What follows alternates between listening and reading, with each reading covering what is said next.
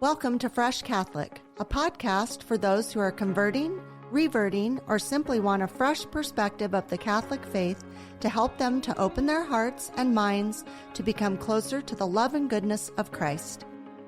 My daily prayer is that I will be a bright light to others, to be filled with the love and light of Christ, so that when people look at me, they see Him radiating out from me for His glory. Hello and welcome. I'm Lori Balderas, and I'm so happy you're here. So this week's topic is friendship. Let me ask you some questions. Are you my friend? Am I your friend? What is a friend?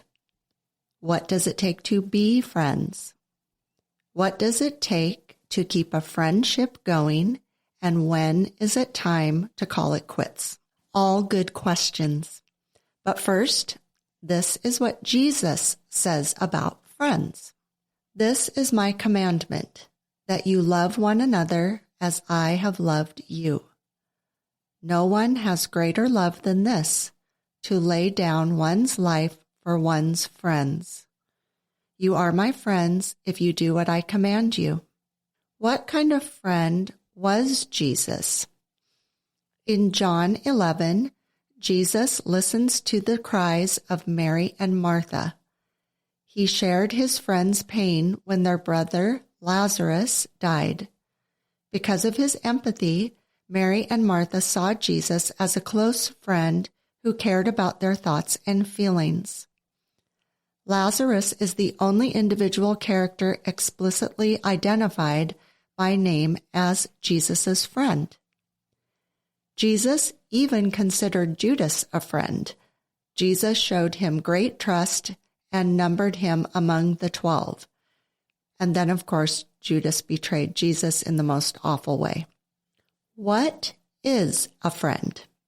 The definition of friend, according to Merriam-Webster, is one attached to another by affection or esteem, one that is not hostile. Yep, I agree with that. The author Joan Walsh England, who's one of my mother's favorite little book authors, titled a book, "A Friend is Someone Who Likes You." So true. I believe that. Biblical thoughts or passages about friendship are: a true friend will be regularly loyal, encouraging, and building you up in the Lord.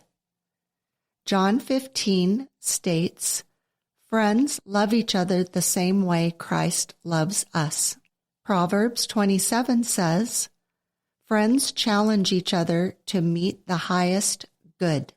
My personal definition of friendship, or what I consider somebody I'm interested in being a friend with, is someone who is loyal, like-minded, supportive, understanding, forgiving, and trustworthy. I have all types of friends. I have young and elderly. I have men and women. I have single and married, gay and straight, liberal, conservative, and all ethnicities and religions. I don't really typically seek out one type of friend. I like a good quilt of friendship. But the main thing is that they're loyal, supportive, understanding, forgiving, and trustworthy. The need people have for a lot of friends. I often wonder about this. I'm wondering, is it necessary to have a lot of friends? I know there's different phases of our lives where I think having many friends is important. I know a lot of people put a lot of weight on how many Facebook friends do I have? How many likes and friends do I have? I think that's fine to a point, but I really do think friendship is more quality over quantity. And I think as we get older, we realize that. But really all you need is one really good handful of really good, loyal, close friends.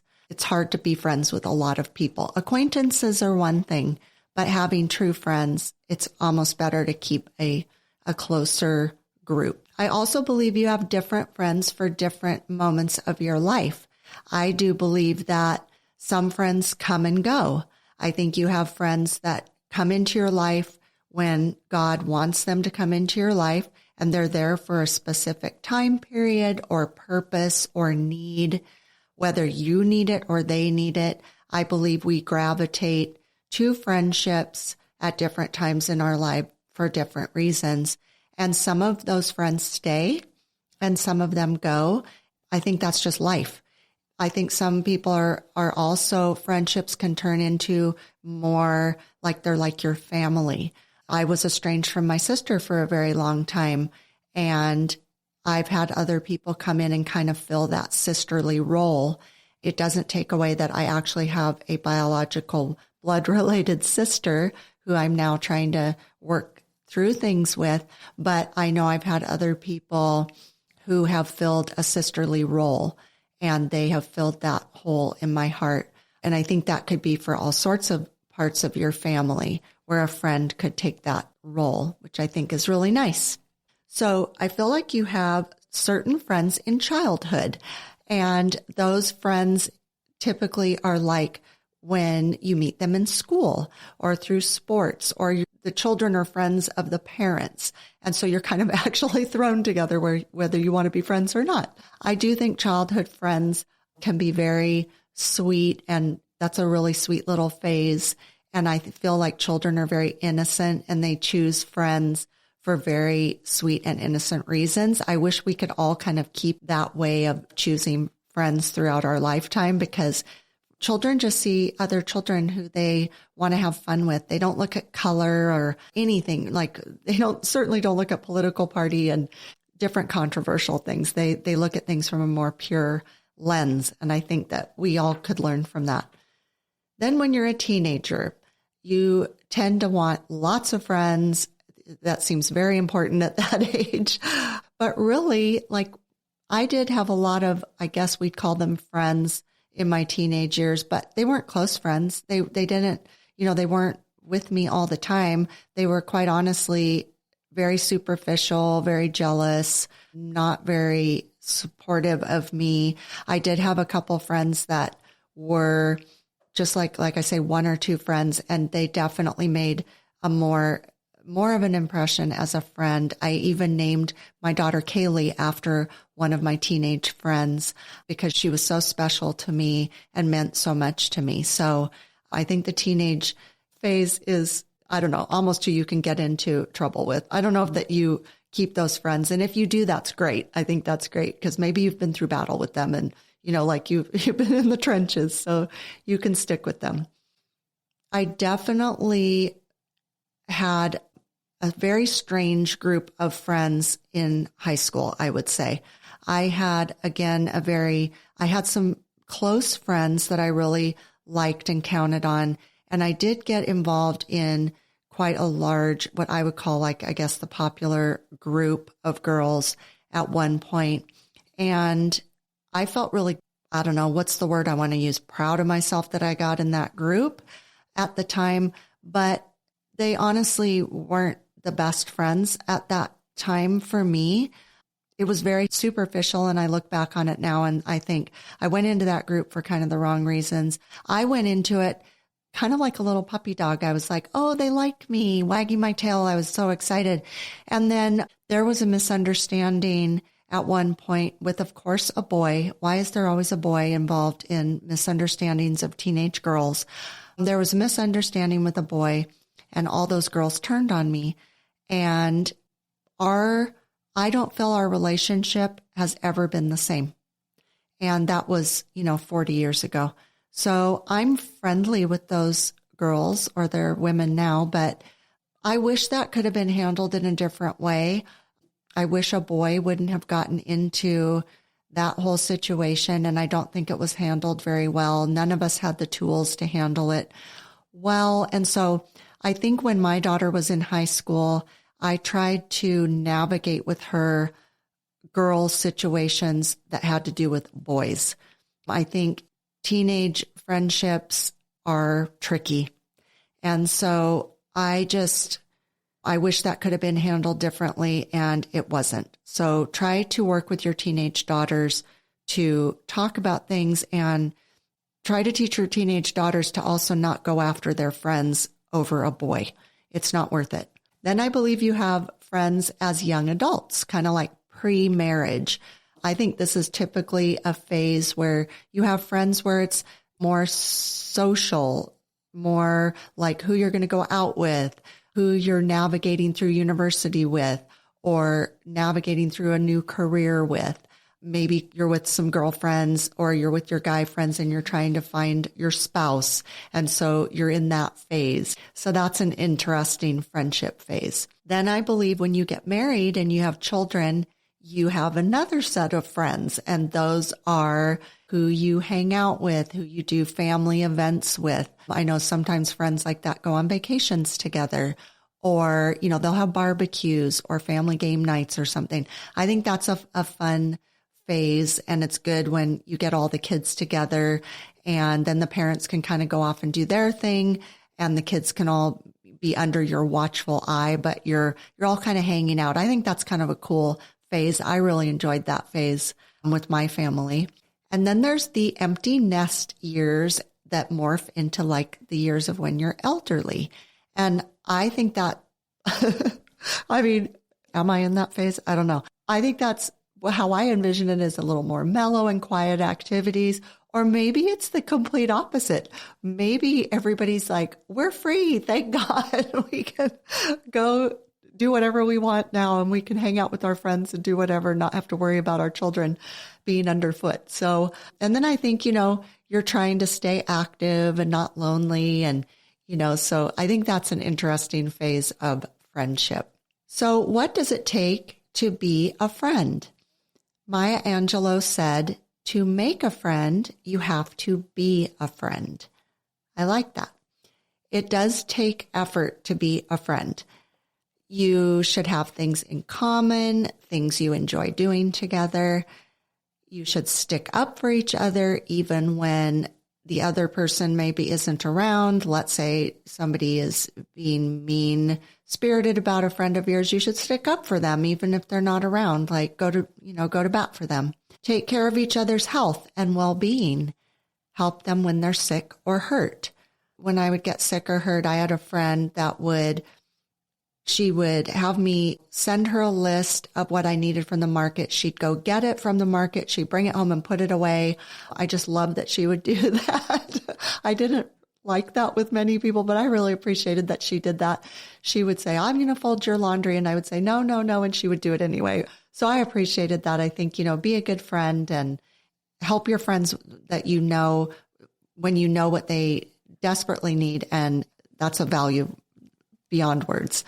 Build your friends up with love and praise, but be honest with them if things aren't going well and they are kind of going off the rails in their life.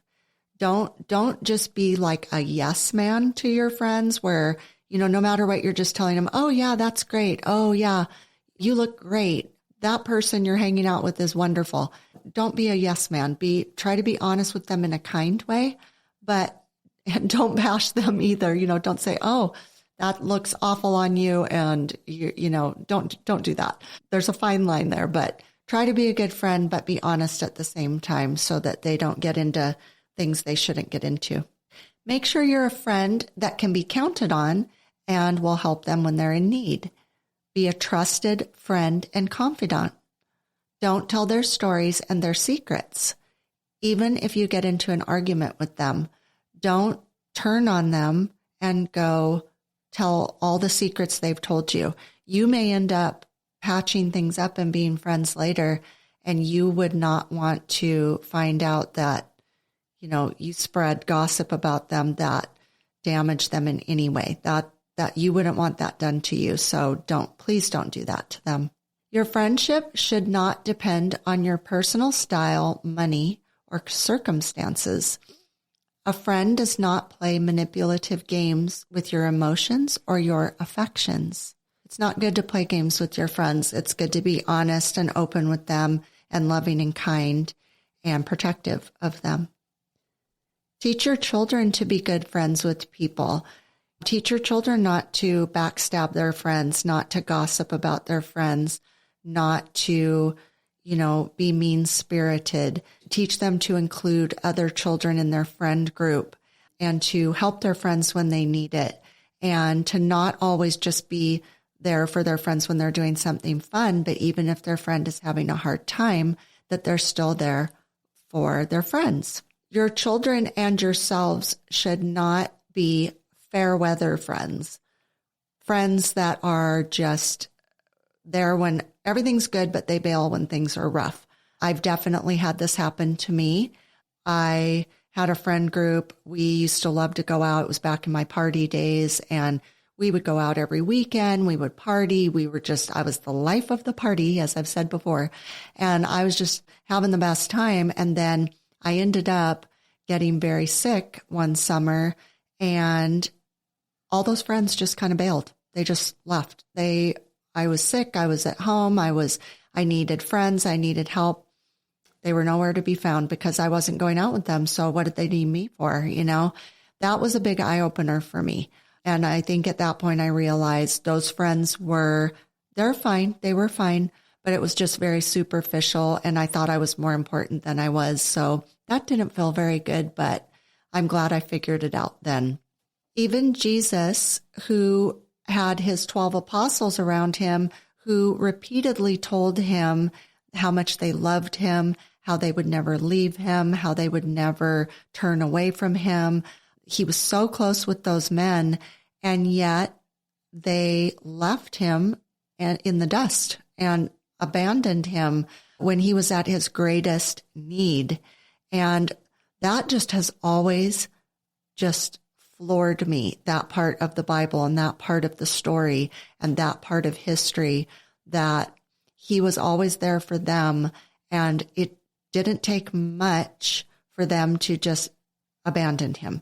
Now, I realize, like I've said in a previous episode, they were very afraid. It was very scary, but I'm very shocked that they just so quickly bolted. And man, and boy, was he forgiving to them after that. He had that in his heart where they all abandoned him, but then he more than welcomed them back after. That's a big lesson for all of us too, that Jesus is the ultimate forgiver.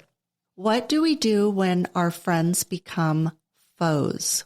When we have to let go of friendship? Well, this is not an easy one. This is not a fun thing to talk about. But if a friendship is detracting you from your walk with God, if it's distracting you from it, detracting you from it, rather than adding to your quest for holiness, then it's probably time to end the friendship.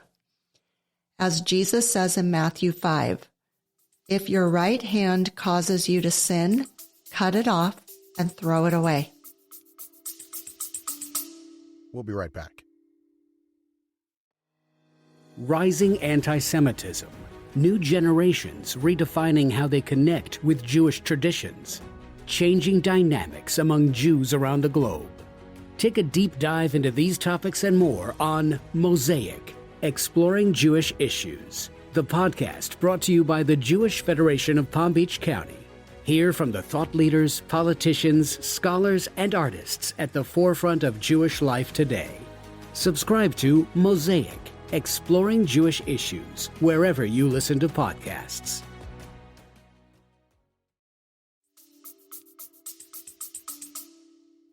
Now, of course, we mean, Jesus doesn't mean cut your friend's hand off or your own hand off, but you know what this means. I don't have to go deep into this.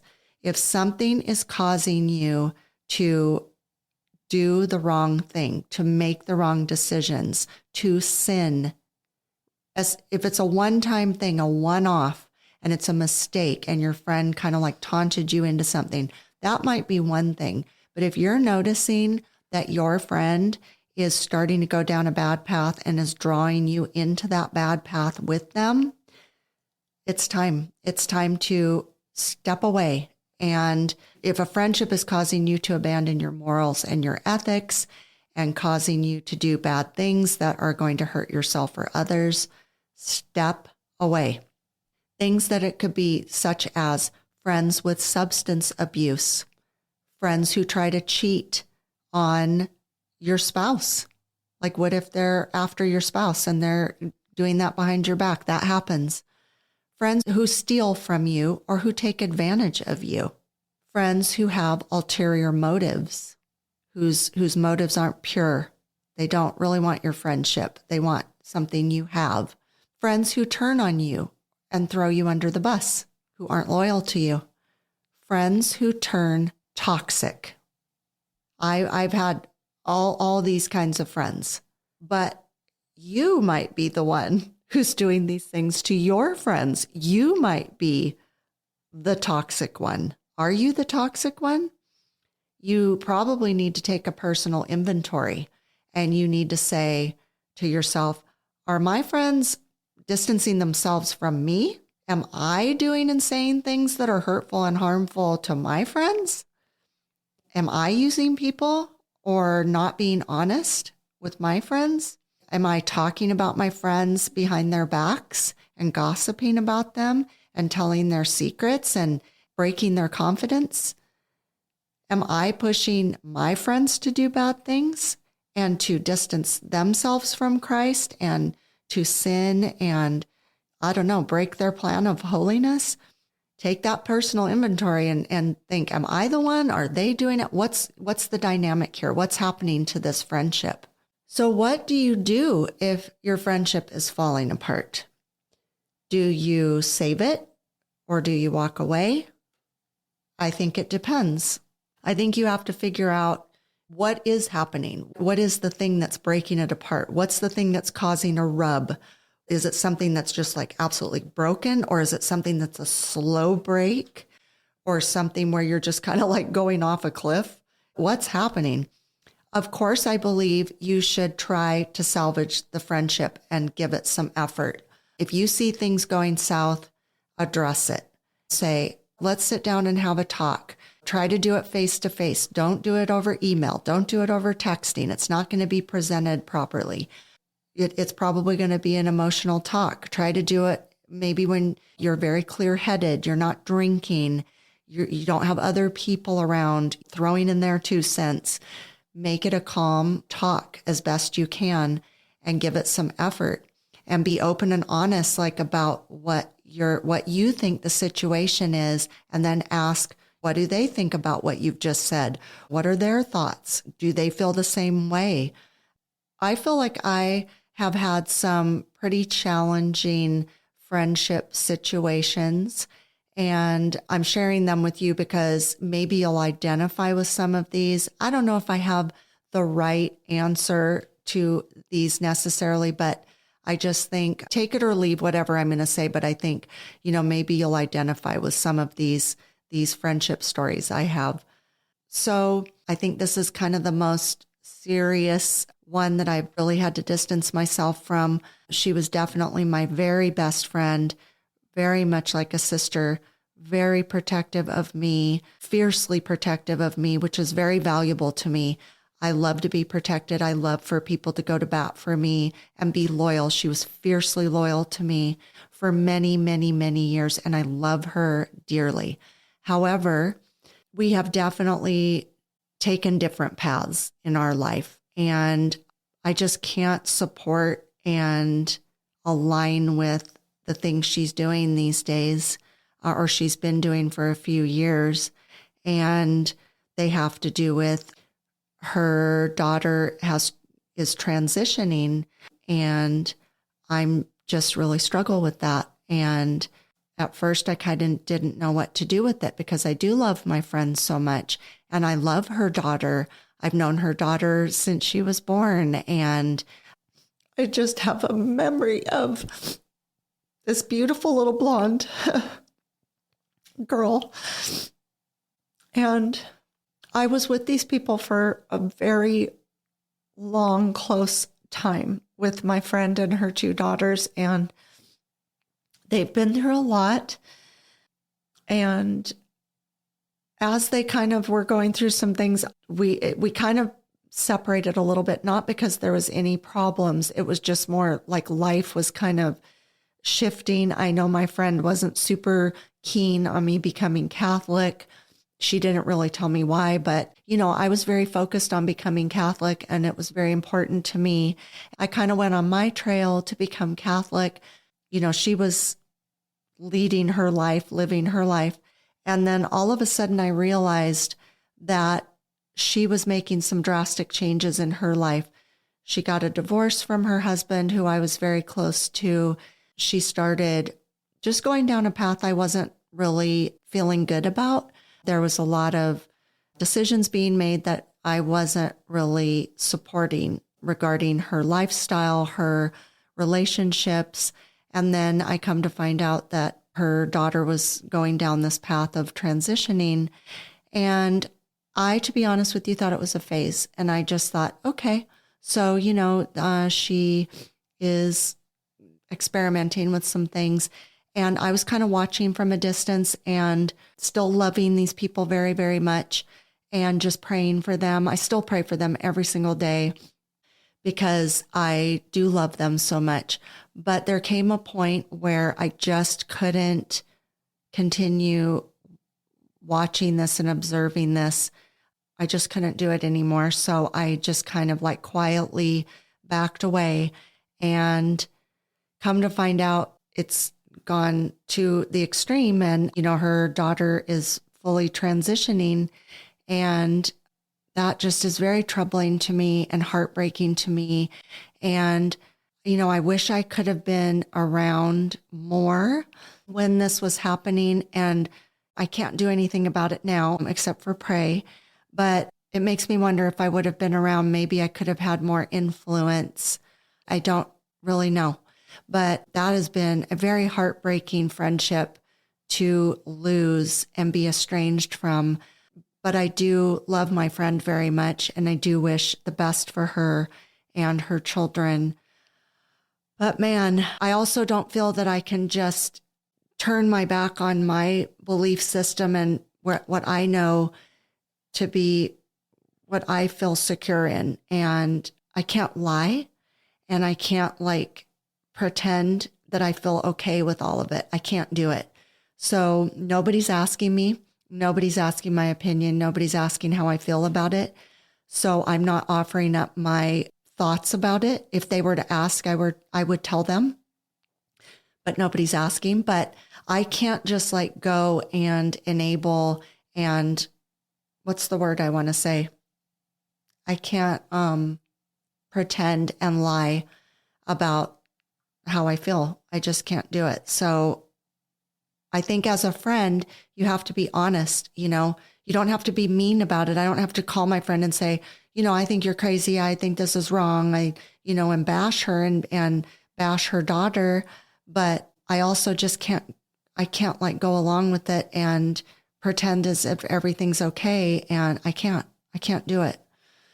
So that's what I have to say about that. And I'm not trying to be mean and hateful in any way. I love people. I'm sorry when people feel confused and they feel like they need to do something so drastic. That I'm sorry about that. I wish there was something else that could be done, or that things could be talked about, or maybe wait a little bit. I wish I could have talked to my friend about that. And maybe it would have made a difference. Maybe it wouldn't have. I don't know. But that's how I feel about it now. Also, it's really difficult when you find out that maybe a friend isn't being honest with you, or maybe a friend is turning on you and you don't realize it until it's too late. What do you do with that? Do you confront your friend? Do you bring it up? Do you shine a light on it? Do you bring it out in the open and say, I'm not feeling really good about our friendship right now. I wish we could sit down and talk about this because I'm getting the sense that something's broken or something's not right. And I don't feel like you're telling me. And, certainly you don't want to hear something on the street, as I call it. You wouldn't want to hear from somebody else, oh, I hear you and Sarah aren't getting along. or that, you're not friends anymore. It's like, wait, what? I didn't know that. If you have a problem with a friend, address it with your friend in a kind way. Say, I have something I want to talk to you about, and I'm not feeling really good about this, but I feel like we need to clear the air. You probably need to do that. You don't want to hold things in, make things fester, and then you explode on a friend. I had a friend do that to me a couple years ago. Absolutely devastated me. I thought I was such a close friend with this woman. I felt like she was a sister to me. I told her so many secrets. I told her she knew so many things that were really hard for me and hurtful to me. And I totally trusted her. I really trusted her. And one night I called her on the phone. I was talking to her and she literally flip-turned on me, started saying the most hurtful, personal things to me. I felt like I was being stabbed repeatedly. I couldn't even breathe. I was blindsided by this. I had no idea she felt this way about me. I had no idea she was holding these things in about me. I had no idea. I was so devastated. After I got off the phone, she texted me and was just stabbing me more and more and more. I felt like a part of me, I felt like my arm got cut off. To this day, it hasn't been resolved. It's never been talked about.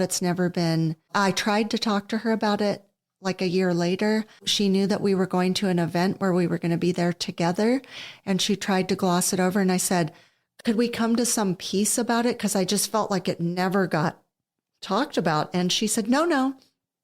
I think we just move forward. And I'm thinking, okay, I guess if that's what you want to do.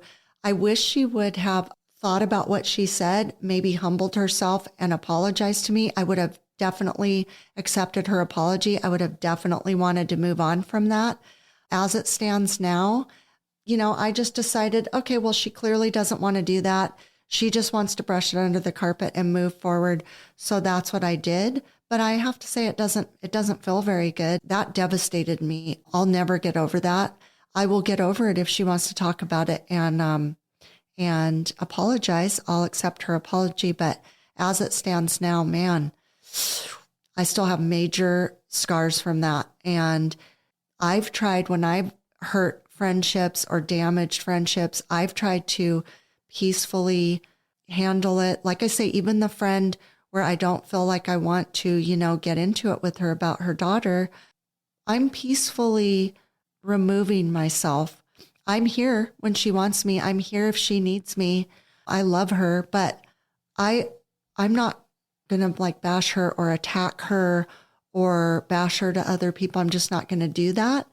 But I certainly, if I have hurt anybody or lied to them or crushed them in any way, I would like to know about it, and I would like to have the chance to make it right or apologize, so that I wouldn't want anybody to feel the way I'm feeling, where I have these deep wounds and scars because nothing's been resolved and had a peaceful end to it.